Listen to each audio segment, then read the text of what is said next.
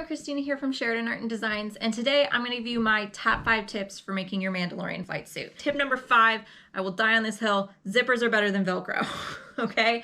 I have a thing against Velcro. That's not to say that it doesn't have its purpose. I will probably use it to attach my armor to my flight suit, but when it comes to closures, I 100% recommend putting a zipper in.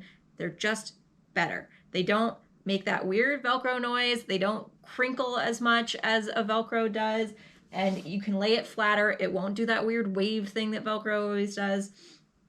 Also, you can throw this in the wash and you won't have it like sticking to itself or, you know, catching on something else and pulling. I just don't like Velcro, okay, guys? So I will always advocate, get a zipper, do the zipper. It comes to the same. And if your pattern, like the pattern I used was like Velcro, use Velcro, that already has like a built-in flap to it because it has to have some place to put the Velcro, right? So you just put the zipper in the same place. You don't have to do anything extra or different. You just stitch the zipper instead of stitching the Velcro. So honestly, just save yourself some trouble. Velcro is not worth it. Get a zipper. It's better. I promise it's better.